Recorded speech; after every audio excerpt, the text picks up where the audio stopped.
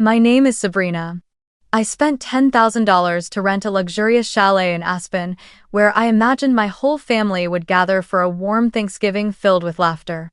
I could already picture the table draped in white linen, the golden roasted turkey in the center, and candlelight shimmering through crystal glasses. But just a week before the trip, my mother sent me a curt message. "Sabrina, it's better if you don't come. This is a family occasion, and you always make the atmosphere heavy." I had been uninvited from the very holiday I had paid for entirely. In that moment, I realized a painful truth. They didn't need me, they only needed my money. And so I did something bold. I had never imagined I canceled the entire trip. What about you? If you were in that situation, would you stay silent and endure it, or would you take action? And where are you listening to this story from, and at what time? Share your story in the comments below. Thank you so much. I sat there, my eyes still fixed on the phone screen, my heart aching yet numb at the same time. That short message didn't just push me out of the holiday, it also stirred up every old memory I had tried to bury for years. Memories from Boston, where my younger sister Eva and I grew up in a 2-story house in the suburbs, with a white porch and a green-painted wooden fence, the kind of picture that looked like the perfect American family. But for me, it was never truly a home. From the time I was little, I could feel the difference in the way my parents treated me and Eva. I was the firstborn, the one who always had to strive to do everything perfectly, while Eva, 4 years younger than me, was always wrapped in protection like a little princess. I remember the nights spent at the kitchen table under the harsh fluorescent light, struggling through math problems while my mother cooked and kept reminding me, "Try harder, Sabrina. You have to set an example for your sister." Meanwhile, Eva would sit in the living room doodling, occasionally running in to show a messy little drawing, and instantly being praised with, "My daughter is so creative, so talented." The holidays were always the clearest proof of that favoritism. I remember Thanksgivings, when the smell of roasted turkey filled the house. I was always the first one called into the kitchen to snap beans, wash vegetables, peel potatoes, while Eva stayed on the sofa watching cartoons. My hands turned red from the cold water as I tried to keep up with my mother's commands. "Hurry up, Sabrina, don't keep everyone waiting." But when Eva finally walked downstairs, wearing her sparkling red velvet dress and her hair in soft curls, the whole room lit up. "Oh my, look at my girl, she's as pretty as a doll," my father laughed proudly. No one noticed the sweat on my forehead or the small cuts on my fingers from peeling potatoes. Christmas was the same. I was the one who had to wrap gifts, hang lights, tidy up the tree, while Eva only had to wander around, singing a few carols to be immediately praised for bringing the Christmas spirit to the whole family. One year, I spent an entire week folding paper to make decorations for the tree, tiny silver stars and colorful paper garlands. When I hung them up, my mother glanced over and said, "Well, it's okay." But when Eva scribbled a crude crayon drawing of a Christmas tree, the whole family hung it in the most prominent spot, calling it the masterpiece of our little angel. I began to realize that no matter what I did, it was never enough. If I brought home an A, my mother would ask why it wasn't an A+. If I won a prize in a writing contest, my father would remind me, "But you still need to work on your pronunciation, you're hard to understand when you speak." Meanwhile, all Eva had to do was take part in a school play and read a few lines, and the whole family would throw a party to celebrate. The most painful memory for me was probably a Thanksgiving when I was 16. I had spent the entire morning making the stuffing from my grandmother's recipe, carefully measuring and tasting each step. When I served it at the table, my father took a bite, frowned, and said, "Sabrina, you put too much salt in. You're always so careless." I froze, a cold sweat running down my back. Eva sat right next to him, giggling as she lifted a piece of turkey to her mouth. My mother looked at her and said, "Eva always appreciates everything. You really know how to value people's efforts." I bit my lip until it bled, wondering why at the same table, eating the same food, love could be divided so harshly. My parents always told me I was too sensitive, too difficult. I used to believe them, thinking there was something truly wrong with me. I tried to change myself, to do things better, to be quieter, to earn acceptance. But the harder I tried, the clearer it became. In their eyes, I would never measure up to Eva. They always had a reason ready to praise her, and a reason ready to criticize me. I remember once, back in high school, I won a summer scholarship to attend a science program at a university. I was so excited to share the news, hoping for some praise. But my mother only replied curtly, "If you're gone all summer, who's going to help me around the house?" Just a few weeks later, when Eva said she wanted to go to an art camp, my parents immediately signed her up, even though the tuition was twice as expensive. Little by little, I learned to swallow that bitterness, tucking it away like people shove unwanted items into an already crowded drawer. I grew used to being compared, used to working twice as hard just to receive half the recognition. But that also made me tougher and more determined to stand on my own 2 feet. I still remember vividly the day I got my college acceptance letter. It was a chilly spring afternoon in Boston, and I sat alone on the porch, my hands trembling as I opened the envelope. Inside was a congratulatory note. I had won a full scholarship in communications at a prestigious university.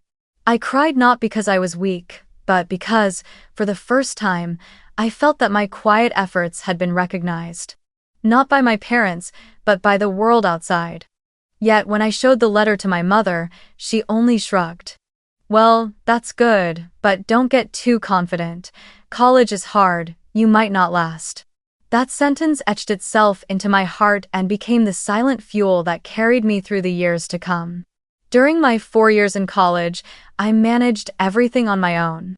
The scholarship covered most of the tuition and housing, while I worked to pay for my living expenses. I served coffee at 6 in the morning, standing behind the counter with the smell of espresso clinging to my hair, before rushing to class on an empty stomach. I freelanced articles for local newspapers, worked as a teaching assistant, and sometimes took on translation jobs.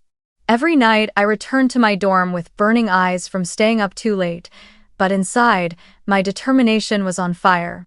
I would never return to being the not good enough child in the family. I would build a life of my own, independent, unshaken, and not waiting for anyone's approval. I remember once, back in high school, I earned a summer scholarship to attend a science program at a university. I was eager to share the news, hoping for praise, but my mother only replied coldly, "If you're gone all summer, who's going to help me with the house?" Just a few weeks later, when Eva said she wanted to go to an art camp, my parents immediately signed her up, even though the tuition was more than twice as expensive. Over time, I learned to swallow those humiliations, tucking them away like people shove unwanted things into an already overflowing drawer. I grew used to the constant comparisons, used to working twice as hard just to earn half the recognition. But that also made me tougher and more determined to stand on my own feet. I still remember vividly the day I received my college acceptance letter. It was a cool spring afternoon in Boston, and I sat alone on the porch, my hands trembling as I opened the envelope. Inside was a congratulatory letter. I had won a full scholarship in communications at a prestigious university. I cried not out of weakness, but because, for the first time, I felt that my quiet efforts had been seen and validated. Not by my parents, but by the world outside. Yet when I handed the letter to my mother, she only shrugged and said, "Well, that's good, but don't get too confident. College is hard, you might not last." Those words carved themselves into my heart and became the silent drive that carried me through the years to come. During my 4 years of college, I managed everything by myself. The scholarship covered most of my tuition and housing, but for living expenses, I worked part-time. I served coffee at 6 in the morning, standing behind the counter with the smell of espresso clinging to my hair, before rushing to class on an empty stomach, my hands still shaking.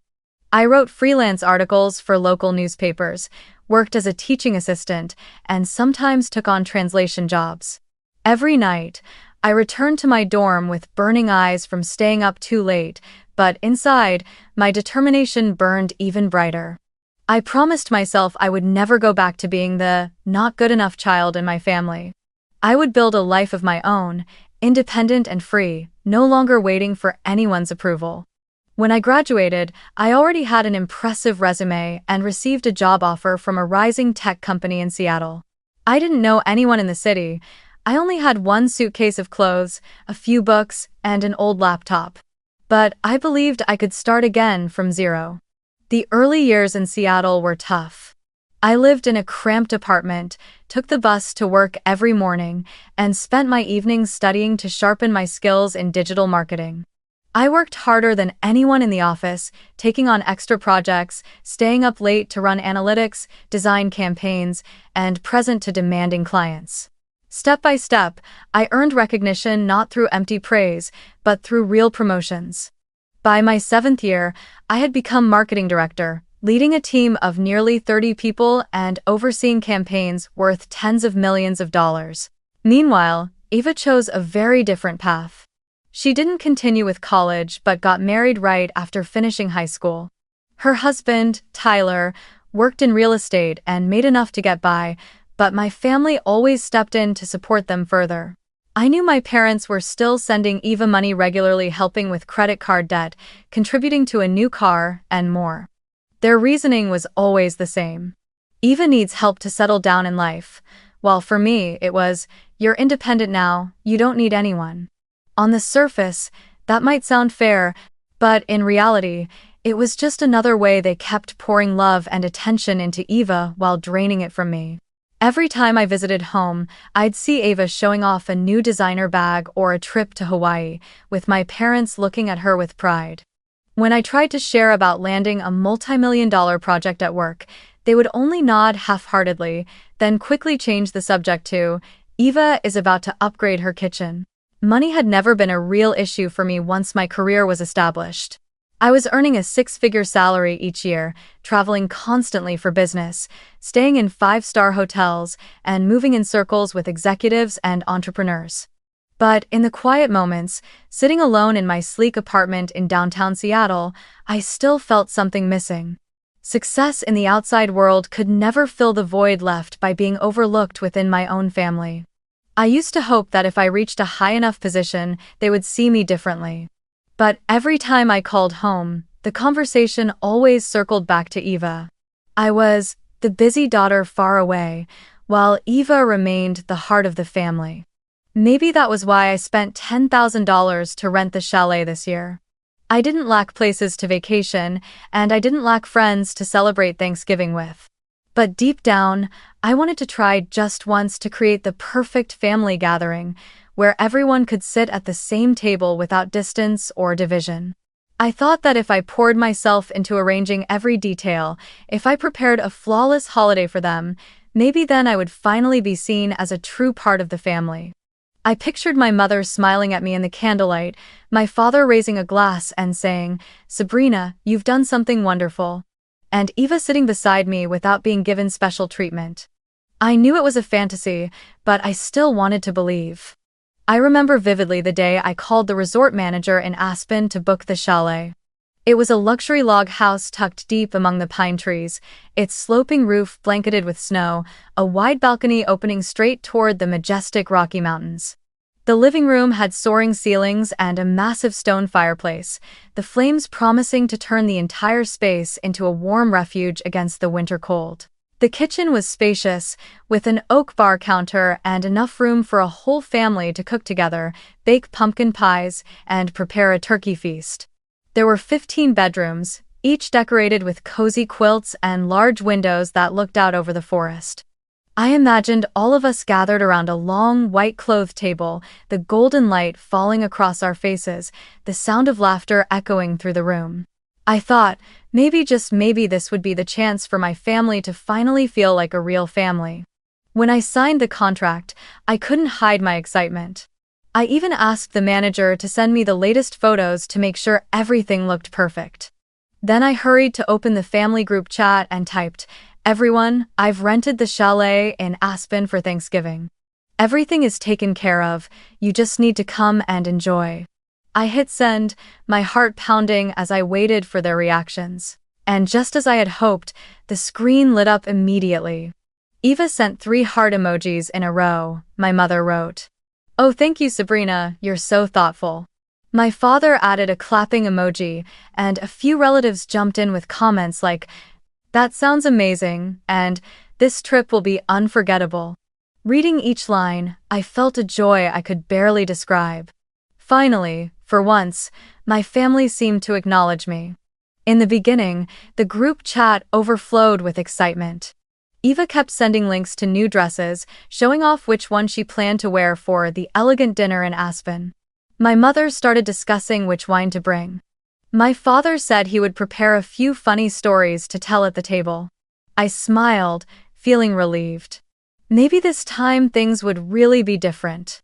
But that happiness didn't last long. Just a few days later, the tone in the chat began to shift. Out of nowhere, my mother wrote, "Sabrina, don't try to control everything.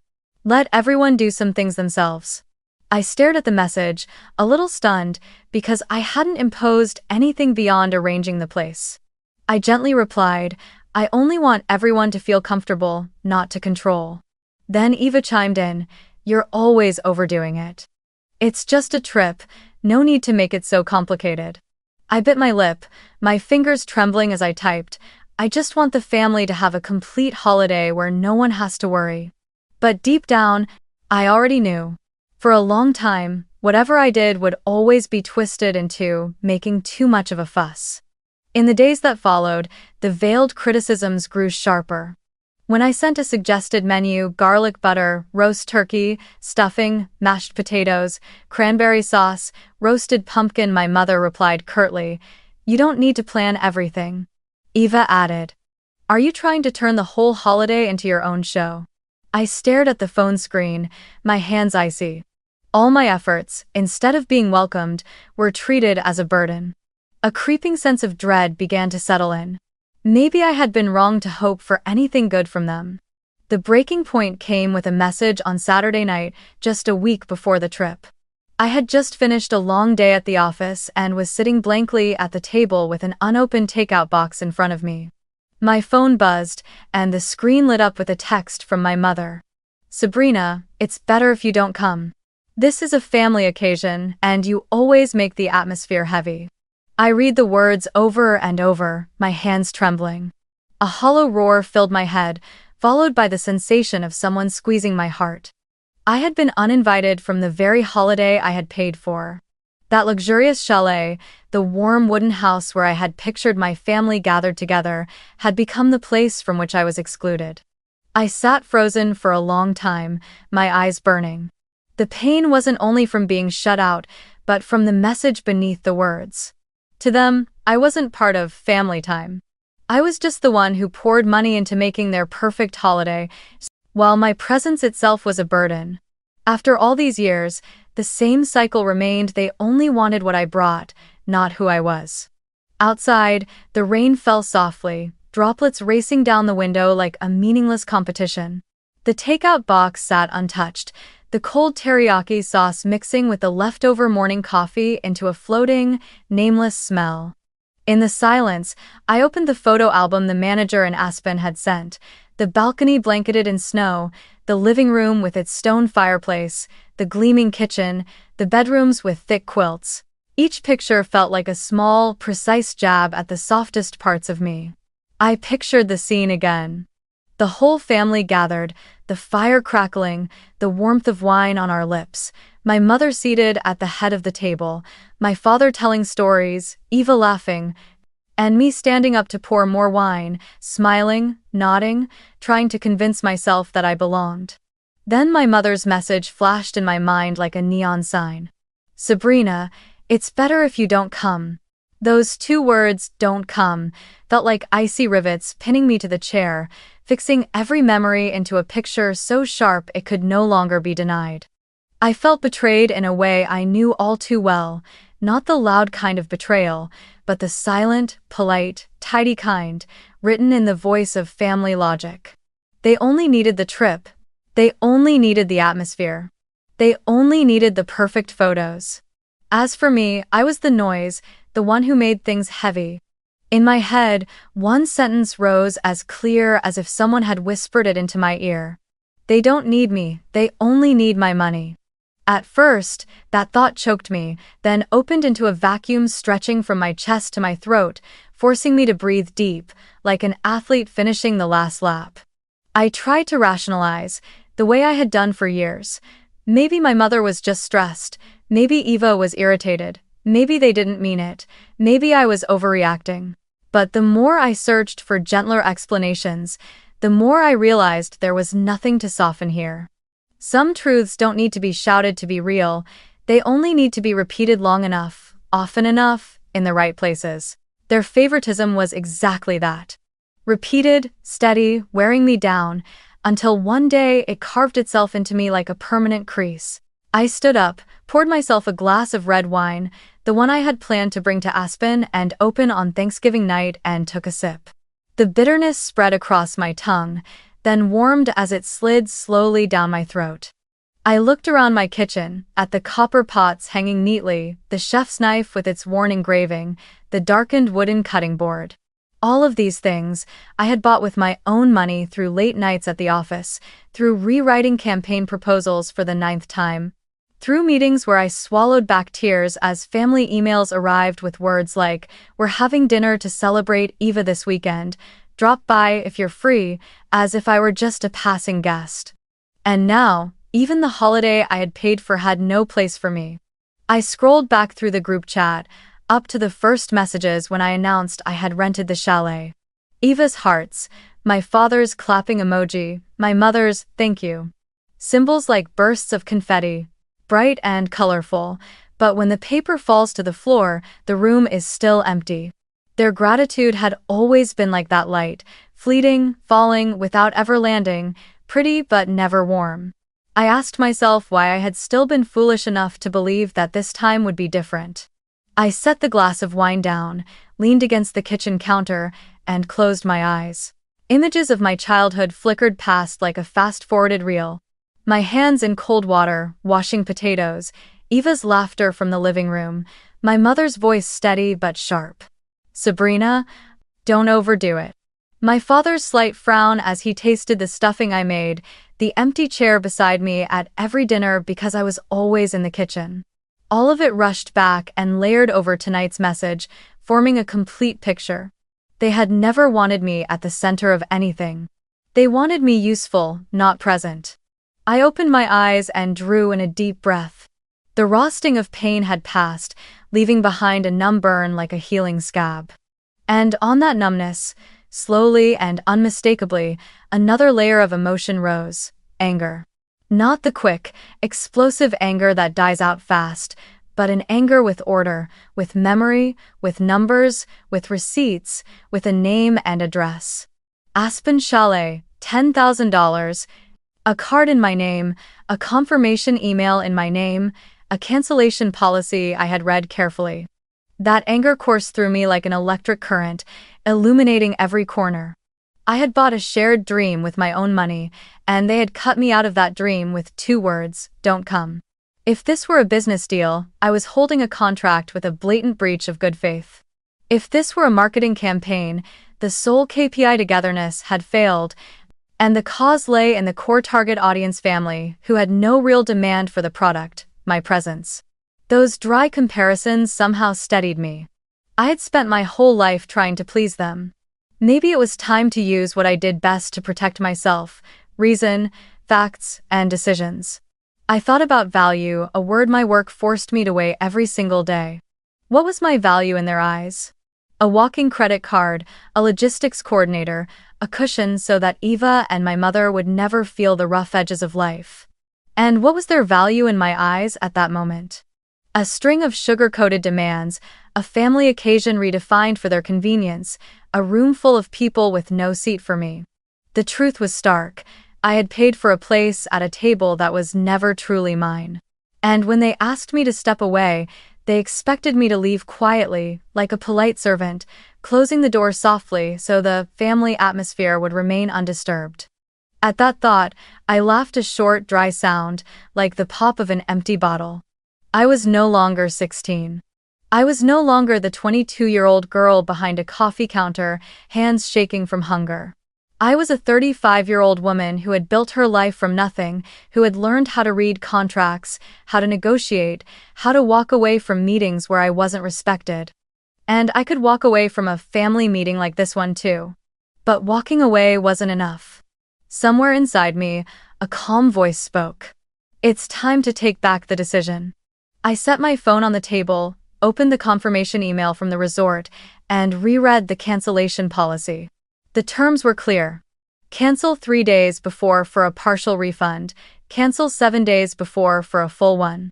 I still had a week. My finger hovered over the call button next to the manager's name, then paused. I heard the ringing tone stretch out in my ear, my heartbeat keeping time with each pulse like a drumbeat before a battle. Then, a warm, professional female voice came on the line. Good evening, this is Alpine Chalet Aspen. How may I assist you? I took a deep breath, my hand gripping the phone as if letting go would make me fall into an empty space. Hello, my name is Sabrina Williams. I have a reservation for the Thanksgiving holiday next week. I'd like to cancel. The words left my mouth light as air, but inside my chest my heart pounded so hard it felt as if it might break. On the other end, there was a brief silence before the clerk's polite voice returned. Yes, Miss Williams. I'll check that for you right away. I listened to the sounds of typing, papers flipping, a mouse clicking. In those few short seconds, my whole body went rigid, waiting for a verdict. Images of Eva and my mother flickered through my mind. They were probably packing their suitcases with excitement, choosing outfits, picturing the perfect photos they would take in that chalet. In just a few minutes, that entire vision would collapse, and they would have no idea why. My fingers tightened until the edges of my nails pressed into my skin. Yes, I've found your booking. Aspen Ridge Chalet, 7 nights, 15 guests, total price $10,000. Because you're canceling within the 7-day window, you'll receive a full refund to the card you used for payment. Her voice was steady and professional, but to me each word landed like a hammer blow, severing the rope that had bound me. I heard myself say, "That's right, please cancel it completely." One beat of silence, then the sound of typing again. All done, Miss Williams. The reservation has been canceled. We'll send you a confirmation email right away. The funds will return to your account within 3 to 5 business days. Is there anything else I can help you with? I closed my eyes and felt my chest open not with joy, but with a cold kind of relief, as if I had just cut loose a cord that had been choking me for far too long. No, thank you, I said softly. That's all. Ah. When I put the phone down, the apartment suddenly became so quiet I could hear the clock ticking on the wall. Inside me, there was no more panic. Instead, a strange calm spread outward. I didn't cheer, I didn't laugh, I just sat there with my hands resting on the table as if I had just signed a new contract with myself. From this moment on, I was no longer my family's walking wallet. I had the right to decide where, and with whom, my time and money were worthy of investment. I opened my email and saw the notification from Alpine Chalet already waiting. The words, "Your reservation has been cancelled," glowed on the screen. I read them over and over, feeling both real and unreal at the same time. In my mind, I pictured the scene when my family arrived, suitcases dragging across the snow, the door locked, the manager shaking his head. I'm sorry, this booking has been cancelled. I imagined every detail. My mother frowning with blame, Eva's eyes brimming, my father rubbing his temples, Tyler cursing under his breath, relatives frantically making phone calls. And me, I would be thousands of miles away in my own apartment, lifting a glass of wine, silent. The rush of adrenaline still lingered, as if I had just done something almost too bold. A part of me wanted to text them, to shout, "I cancelled it because you cut me out." But another part, the rational, grown-up part, won out. I whispered to myself, no, let them find out on their own. My silence would be the sharpest answer of all. They had treated my presence as a burden and my money as a given. Now they would find out what it felt like when both disappeared. I stood and walked to the tall glass window, looking out over Seattle at night. The streetlights stretched out like golden stars, skyscrapers rising like giant blocks of stone, and in the distance, a curtain of rain blurred the bay. I felt small, but no longer invisible. In that stillness, I realized a truth as clear as the city lights. I had just done something I hadn't dared to do in over 30 years: say no to my family. Not with words, but with action. My heart was still racing, but it no longer carried the frantic beat of fear. It was the rhythm of anticipation, like the drum roll before a play begins. I knew the coming scene would be chaos, filled with blame, maybe even tears, but for the first time, I wasn't afraid. I felt confident, even expectant, because this time, I wasn't a supporting character. I was the one rewriting the script. I smiled faintly, poured myself another glass of wine, and whispered inwardly, "Let them discover it on their own." They would come to understand that the Sabrina they knew was no longer the girl who washed potatoes, wrapped gifts, paid the bills, and sat quietly at the corner of the table. I had placed myself at the center of the story by stepping out of theirs and by choosing to create my own Thanksgiving. On Thanksgiving morning, I woke up in my small apartment in Seattle with a strange kind of peace. Outside, the drizzle fell softly, a veil of mist wrapping the city in a thin blanket. I pulled back the curtains, took a deep breath, and told myself, today will be mine. No more chasing after family expectations, no more bending myself to please anyone. Instead of standing in a chalet kitchen serving a feast to people who never valued me, I stood in my own kitchen, beginning to prepare a warm celebration I would call Friendsgiving. I took the marinated turkey out of the fridge, its skin already infused with butter, garlic, and rosemary. As I rubbed the mixture evenly across the bird and tucked bright lemons and onions inside, the fragrance filled the kitchen. I slid it carefully into the oven, then turned to the other dishes: a steaming pot of mashed potatoes, a golden skillet of stuffing with sausage and celery, and a bowl of crimson cranberry sauce. The air was thick with the sense of tradition, yet laced with freedom, because for the first time, I was cooking not to prove my worth, but to share with people who truly wanted to be there with me. At exactly 11 o'clock, the doorbell rang. I opened it to welcome a circle of close colleagues. Priya from India, Miguel from Mexico, Lon from Vietnam, and Olena from Ukraine. Each had brought something from their own culture: Priya with a fragrant vegetarian curry, Miguel with a tray of hot enchiladas, Lan with tightly rolled, colorful spring rolls, and Olena carrying a sweet honey cake. We laughed as we laid the food across the small dining table, which instantly became a vibrant canvas of the world. As we sat down, each person shared their own reason for gratitude. Priya spoke about how her family had pulled through the pandemic in New Delhi. Miguel said he was thankful to be able to send money back to his mother in Oaxaca. Lon smiled brightly and shared that she was grateful for finding a community in Seattle. Olena's eyes shimmered as she spoke about her family staying safe amid the smoke of war. I listened, sipping my glass of red wine, feeling warmth spread through me. For the first time in my life, I was at a Thanksgiving table where I wasn't compared, judged, or treated as a burden. I was simply myself, and my presence was fully welcomed. Amid the laughter and the scent of the turkey slowly roasting in the oven, my phone began to buzz nonstop. I glanced at the screen, my mother's name lit up, then my father's, then Eva's. A string of missed calls formed a growing list. I set the phone down on the table, not in any hurry to answer. But then the screen lit up again, this time with a message. I opened it. The words flashed, "Why is the chalet locked?" Before I could react, another message from my father came through. The manager said the reservation was cancelled. "Sabrina, what is going on?" And then Eva's long text, riddled with exclamation marks.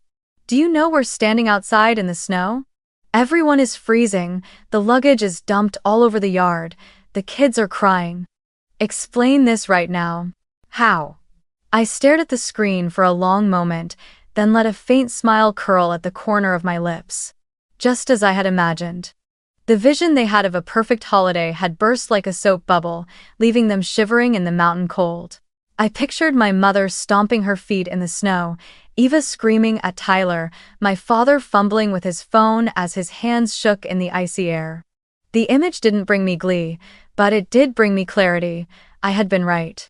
They had never valued me, they had only valued what I provided. And when I withdrew that, their helplessness was exposed. The phone kept vibrating, the ringing growing frantic. I switched it to silent, turned it face down, and went back to the table. My friends were still laughing, unaware of the storm unraveling in my family group chat, and I had no intention of telling them. I poured more wine into everyone's glasses, the aroma of garlic butter turkey filling the room, laughter mingling with the clink of silverware on plates.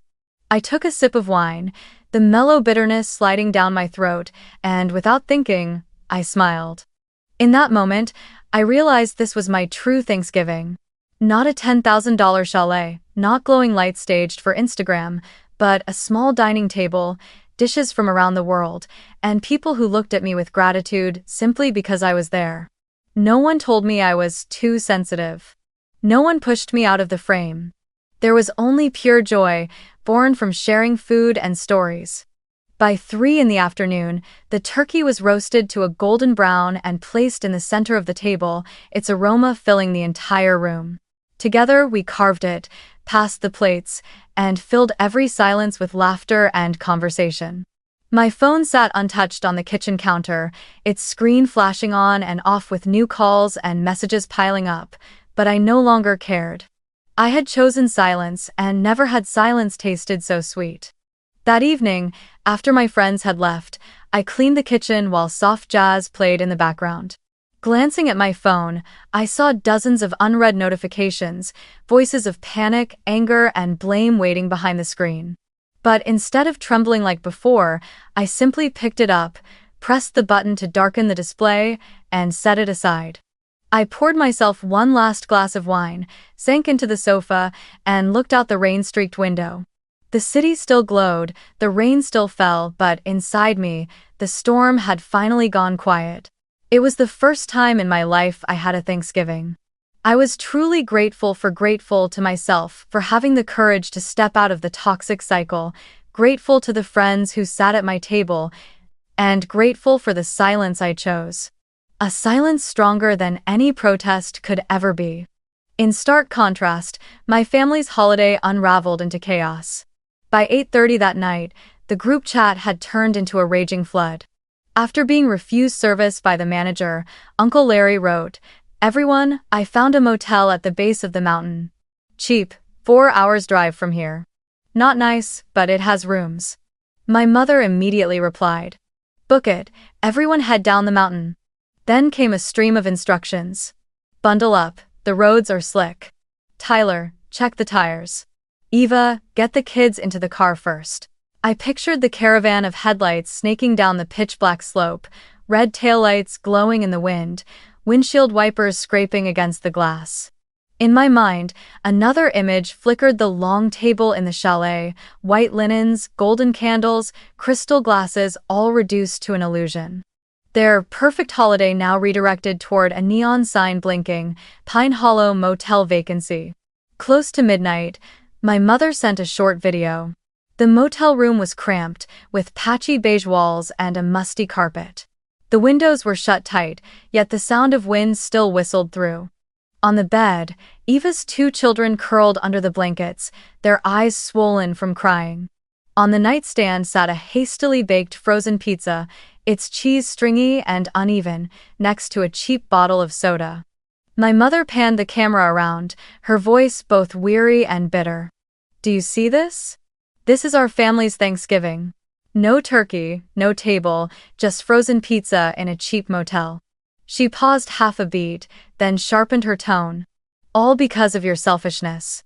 I stared at the image of that pizza and suddenly remembered when I was 16, 17, the stuffing I made that was called too salty, the empty chair beside me at dinner. My fingers numb from the cold water in the sink. Strangely, those old memories softened, like a faded bruise finally changing color as it healed. My father's message was shorter, but its weight was heavy. "You did something terrible. I'm ashamed in front of the family. Call me back." I read each word and felt the same old family soundtrack playing again: blame, accusation, urgent demands, and finally orders. But I no longer felt any need to dance to that tune.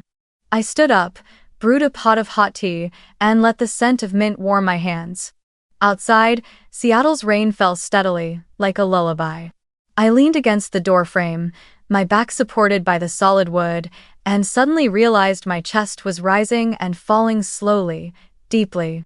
I was at peace. Near 1 in the morning, Eva tried a video call. I didn't answer. A message came right after.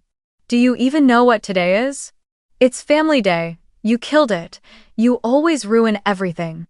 Then came a flood of texts from relatives, Aunt Patricia complaining, "I drove 6 hours up here because you said there was a chalet," cousin Mark grumbling, "Wasted so much gas and time," and even a cousin I barely ever spoke to chimed in, "Sabrina, start acting like an adult." I scrolled through them all as if walking past a bulletin board in a busy lobby, loud, full of words and arrows, but none of the arrows pointing at me anymore. They could slap any label on me, but labels only stick if I hold them in place. And I had let go. The next morning, my mother called, and this time I answered. For a moment there was silence, then the sound of her steady breathing. "Sabrina," she said slowly, "I don't understand why you did this." I replied calmly. "I canceled because I was excluded from that trip." She went quiet, then snapped. "But it was family. You always make everything so heavy." I answered, "You said that exact line when you uninvited me." Both sides fell silent. I heard the hum of the motel's air conditioner crackling through the line, imagined my mother sitting on the edge of the bed, her hand pressed against her forehead. "You're selfish," she said, her voice breaking. "You wanted revenge." I spoke slowly. "No. I set a boundary. You want my money, but you don't want me. From now on, the two come together or they disappear together." She let out a long sigh, then hung up. At noon, my father texted, "Your mother is crying. Are you satisfied now?" I stared at the screen for a long time. In the past, those words were the rope pulling me back into the kitchen, back to the table, back to my seat on the sidelines. Today, it was just a line of text on a white background. I set the phone down and opened the window, letting the damp, cool air rush in. A clean scent filled the room, the smell of rain and wet wood, and I felt myself anchored in the present, no longer trapped on that staircase in Boston years ago. By evening, the group chat had gone quiet. Maybe they were exhausted. One last photo appeared, their Thanksgiving in the motel, a tiny square table, 3 plastic cups, a half-eaten pizza, and a few limp French fries. Eva's caption read, "Holiday ruined." Underneath came the chorus, "So awful, unbelievable. Poor kids." Not a single word about my mother's uninviting message a week earlier. Not a mention of the fact that I had paid for something they planned to claim without me. In their version of the story, I was the storm, and they were the snowbound victims, but strangely, I no longer felt the urge to defend myself. I didn't need another family tribunal. I had already delivered my own verdict, and I had enforced it. 3 days after Thanksgiving ended, when I had just returned to the office in Seattle, sitting in a glass conference room high above Pike Street watching the traffic below, my phone started buzzing nonstop. A flood of messages came from my mother, then my father, and finally a long email full of exclamation marks. I opened it, and everything circled back to the same familiar demand. "Sabrina, you need to reimburse the family so we can rent another place for Christmas. If you want to make up for what you did, then you should cover it this time. Don't be selfish again." The tone hadn't changed, still orders, still pressure, still treating my money as an obligation. No mention of having excluded me, no acknowledgement of the pain they had caused. To them, the story was simple. "We need a vacation home, Sabrina has to pay." I sat for a long time, eyes fixed on the screen, neither angry nor surprised. In truth, I had known this moment would come sooner or later. But instead of trembling as I once would have, I felt a sharp clarity settle inside me. I remembered the moment I called to cancel the chalet, the sound of the keyboard, the clerk's confirming voice, the sensation of cutting a rope that had strangled me for too long. I had done something I had never dared before. And now, I knew this was the time to draw one final boundary. That evening, I sat in my apartment with a cup of hot tea before me, the phone placed neatly on the table. I called my parents back, putting it on speaker so I could hear even the sound of my own breathing. My mother's urgent voice came through first. "Sabrina, finally you called. You know we can't let Christmas turn into the same disaster as Thanksgiving, right? You have to take responsibility." I didn't interrupt her. Then my father cut in, his tone stern. "You caused this, so you must fix it. Either reimburse the money so someone else can rent a place, or you rent one yourself. That's the least you can do for the family." I inhaled deeply, straightened my back, and answered evenly. "I already paid once, and I was excluded from that trip. There won't be a second time." There was silence on the line, as if they couldn't believe what they had heard. Then my mother's voice rose, sharp. "What kind of way is that to speak? Family is family. Money isn't as important as keeping everyone together." I smiled, though my tone remained steady.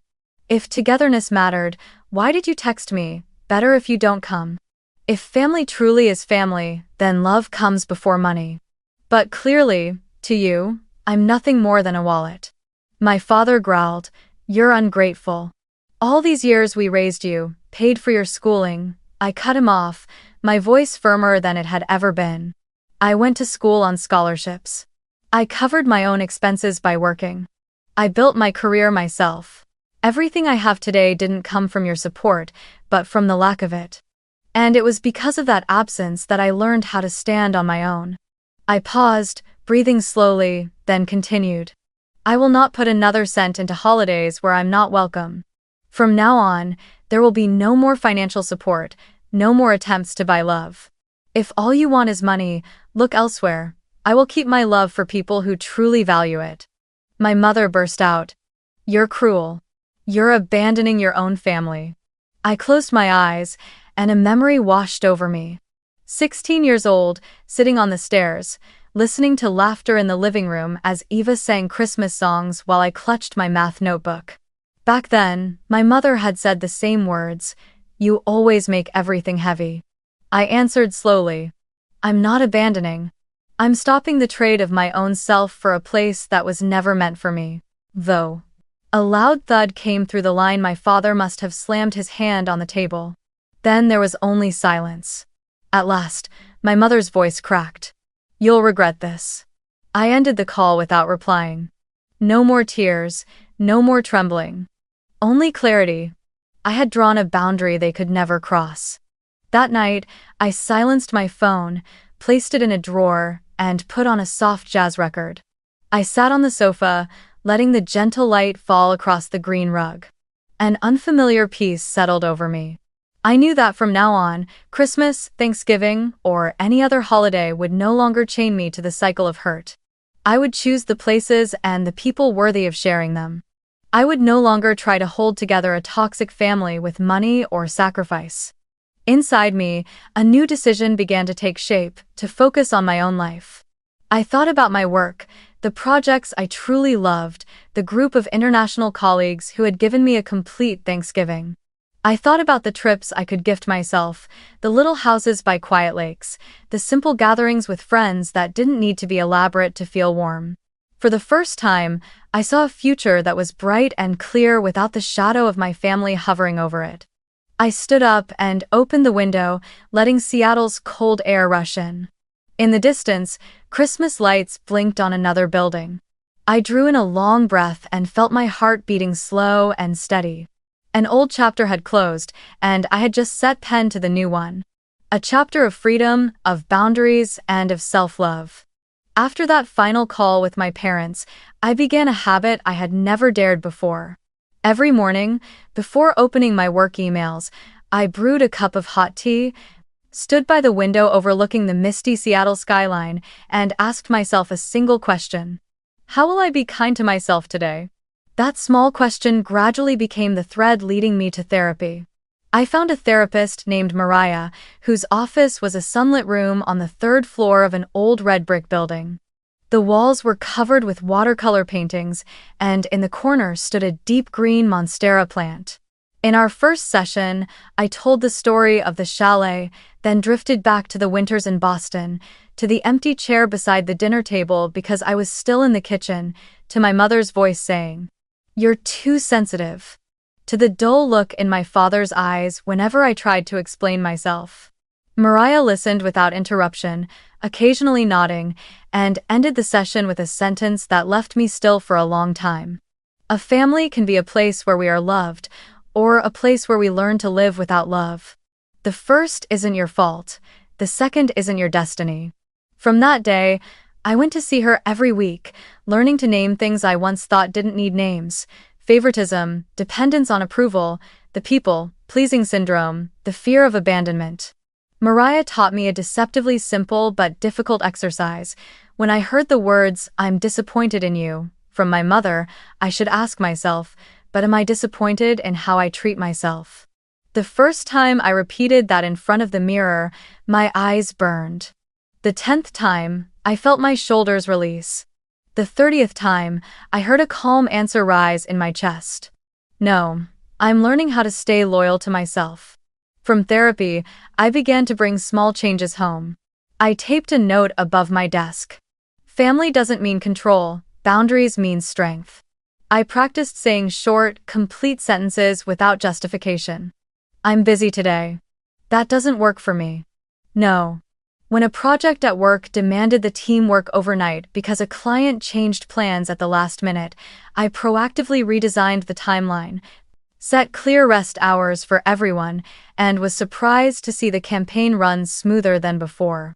When a longtime colleague casually tried to pass off the hard parts of a task under the banner of sisterhood, I smiled and suggested splitting the work and marking responsibilities on the Kanban board. For the first time, I felt like I wasn't a cup always being poured from. I was a spring with a source, aware of rainy seasons and droughts, and of how much flow was right for those who came with open hands, not for those trying to pull the whole stream their way. On weekend nights, I opened my kitchen to kind people. Priya brought fragrant dal, Miguel taught me how to make fresh salsa, Lan served salmon sour soup, and Olena sliced honey cake as thin as a bee's wing. We called those evenings Thursday table, a Thursday table, to remind ourselves that even in the middle of a busy work week, there was always a seat for joy, for presence, and for the question, "What are you grateful for this week?"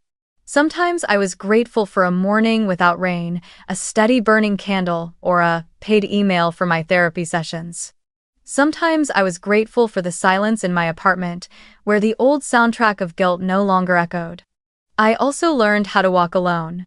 In late spring, I rented a small cabin in Leavenworth, bringing along 2 books and a thick sweater, hiking through pine forests to the sound of a creek. There, I wrote a letter to the 16-year-old girl inside me saying, "You've done enough. From now on, I will stand at the door and not let anyone hurt you anymore."